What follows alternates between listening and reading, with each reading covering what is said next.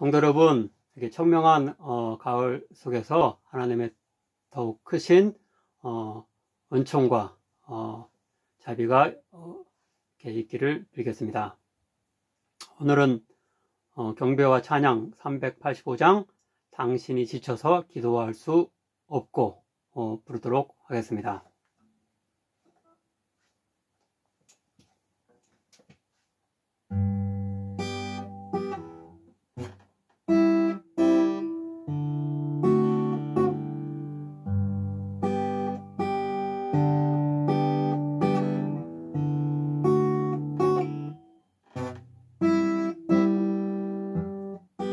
당신이 지쳐서 기도할 수 없고 눈물이 빗물처럼 흘러내릴 때 주님은 아시네. 당신의 약함을 사랑으로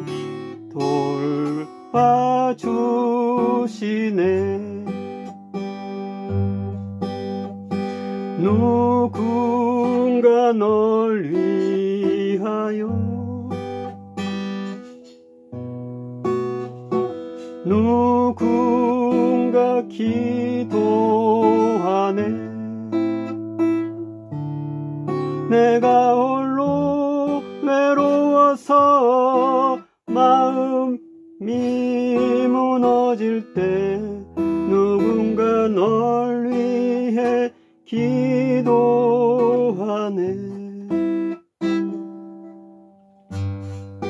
당신이 외로이 홀로 남았을 때 당신은 누구에게 위로를 얻나. 주님은 아시네. 당신의 마음을 그대 홀로 잊지 못함을 조용히 그대 위해 누군가 기도하네.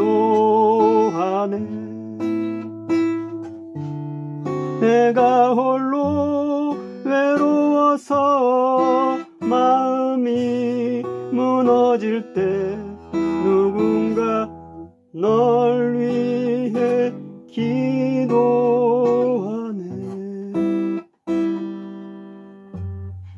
누군가 널 위해 기도하네.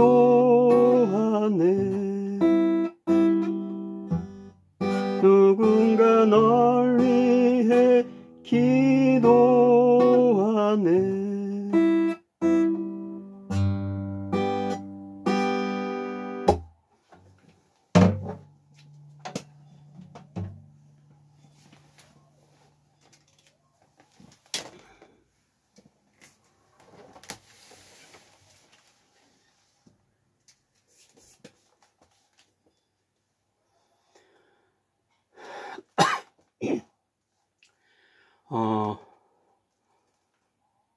오늘 본문은 사무엘하 3장 27절부터 39절입니다. 제목은 아브넬의 죽음에 대한 다윗의 깊은 애도입니다. 본문은 아브넬의 죽음으로 남유다와 북이스라엘을 통일시키려는 다윗의 계획에 결정적 위기가 닥친 상황에서 다윗이 그의 죽음에 진실 어린 애도를 표함으로 북이스라엘 사람들에게 시림을 잃지 않는 이야기를 담고 있습니다. 4장에 보면 아브넬의 사후 북이스라엘의 이스보셋 왕권이 더욱 약화되어 이스보셋 왕이 두 형제 장수에 의해 살해되었으며 그들이 그 시신의 일부를 다윗 왕에게 가져가 상급을 원했지만 다윗은 오히려 그들을 꾸짖고 사형에 처한 또 다른 사건이 나옵니다. 앞에 1장에서 다윗을 죽였다고 하며 그의 왕관을 가져와 보상을 바라던 한 군인에게 다윗이 내렸던 처벌과 같습니다. 이렇게 다윗은 자신의 정적이며 원수였던 자들을 무조건 미워하고 죽이지 않고 포용력을 보였습니다. 개인적 원한에 사로잡힌 요압과 달리 냉정하게 하나님의 공의와 정의를 실천하려 했던 것입니다. 이런 그의 포용력과 공의로운 모습 때문에 5장을 보면 결국 북이스라엘의 모든 지파가 다윗에게 나와 충성을 맹세하므로 다윗은 통일 왕국을 이룰 수 있게 됩니다. 이제 본문을 차례로 따라가며 아브넬의 죽음 이후 어떤 진실하면서도 지혜로운 행동을 이렇게 다윗이 했는지 살펴보도록 하겠습니다. 첫째로 27절부터 30절입니다. 여기서 요압이 아브넬을 헤브론으로 다시 데려와 자신의 동생의 원수를 갚는다는 명목으로 암살하게 됩니다. 하지만 다윗은 그 소식을 듣고 자신은 그 일과 무관하며 그 책임이 전적으로 요압에게 있음을 밝히고 요압의 가문을 저주까지 할 정도로 그가 매우 나쁜 행동을 했음을 알립니다. 28절부터 29절입니다.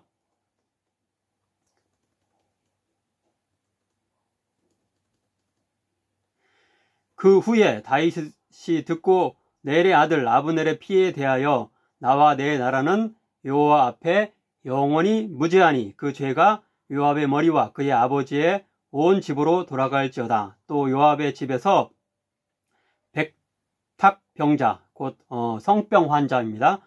백탁병자나 나병 환자나 지팡이를 의지하는 자나 칼에 죽는 자가 끊어지지 아니할지로다 아니라.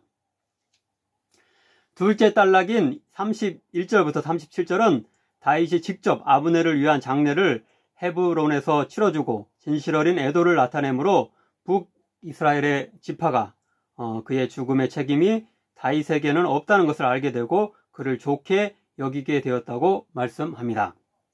즉 다윗은 온 백성에게 옷을 찢고 베옷을 입으며 아브넬에게 애도를 나타내도록 하는 소위 국장을 치러줍니다. 헤브론에 그리고 이렇게 무덤을 조성하여 묻고 소리내어 울었으며 장례 기간의 낮 동안에는 금식까지 했습니다. 또한 특별히 아브넬을 위한 애가 곧 노래를 직접 지었는데요. 다윗이 음악에 조예가 깊다는 것을 사무엘상 16장에서 찾아볼 수 있습니다. 즉 그는 수금을 잘 타는 자로 알려졌고 그로 인해 사울의 병을 치료하기 위해 오늘날로 말하자면 음악 치료를 위해서 사울의 왕궁에 오게 되었던 것입니다. 더욱이 성경 시편 150편 중에서 73편이 다윗의 노래인 것으로 제목에 표기가 되어 있습니다.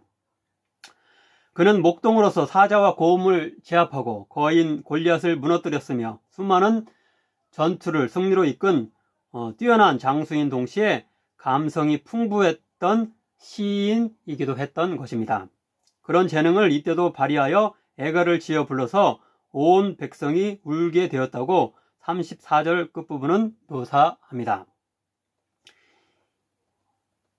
이런 그의 노력 덕분에 온 백성이 그를 좋아하게 됐으며 더욱이 북이스라엘의 지파들까지 그를 신뢰하게 되었다고 36절 그리고 37절은 기록합니다. 온 백성이 보고 기뻐하며 왕이 무슨 일을 하든지 무리가 다 기뻐하므로 이 나라야 온 백성과 온 이스라엘이 넬의 아들 아브넬을 죽인 것이 왕이 아닌 줄을 아니라. 마지막 단락인 38절부터 39절은 다윗이 죽은 적장 아브넬은 높게 평가하는 반면 자신의 군사령관인 요압을 비롯한 그의 형제들은 악행하는 자라고 이렇게 표현하면서 그들 때문에 힘들다는 심경을 자신의 신복들에게 표현하고 있습니다.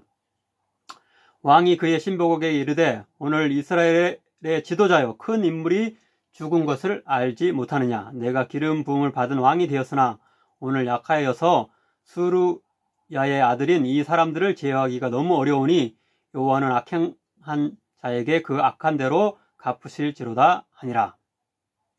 앞에 31절을 보면 요압은 아브넬을 죽인 장본인임에도 불구하고 아브넬의 장례식에 참여할 정도로 뻔뻔하고 위세가 대단했습니다. 아마도 자신이 죽인 것이 아니라고 거짓말을 하며 발뺌을 했을 것입니다. 이런 사람을 다윗이 내치지 않고 계속하여 중용한 것은 짐작하건대 유다의 내부 분열을 일으키지 않으려는 냉정한 판단이었을 것입니다. 열왕기하 2장을 보면 다윗 왕 사후에야 다윗의 유언에 따라 솔로몬이 그때서야 요압을 숙청하게 됩니다. 이렇게 다윗은 냉정한 판단력을 지녔을 뿐만 아니라 포용력과 인자함까지 지닌 훌륭한 지도자였습니다. 이런 다윗의 자질과 품성을 사용하셔서 하나님이 그를 크게 높여주신 것입니다. 아무쪼록 우리들도 다윗의 좋은 점들을 본받아 냉정하면서도 아량을 베풀 줄 아는 자들이 되어 많은 사람들을 품고 하나님께 인도할 수 있는 자들 되길 간절히 빕니다. 기도하겠습니다. 사랑의 하나님, 훌륭한 지도자였던 다윗 왕에 대해 배우게 하시니 감사드립니다. 평화롭게 왕국을 통일하려는 계획을 수포로 돌아가게 할 뻔한 참혹한 상황이 발생했지만 당황하지 아니하고 진실하고 지혜롭게 행동한 다윗의 모습을 본받기 원합니다. 적군의 사령관이었지만 뒤늦게 하나님의 뜻을 깨닫고 다윗과 협약을 맺었지만 허무하게 살해된 아브넬의 죽음을 진심으로 애도하고 슬퍼한 다윗의 좋은 인간됨을 알게 되었습니다. 진실함이라는 최고의 방책으로 적국의 사람들에게까지 신뢰를 얻고 결국 통일을 이뤄낸 다윗의 모습을 새기게 하소서. 우리에게 닥쳐오는 위기들을 다윗과 같이 냉정한 판단력뿐만 아니라 진실함으로 이겨낼 수 있도록 하소서. 예수님의 이름으로 기도하옵나이다. 아멘.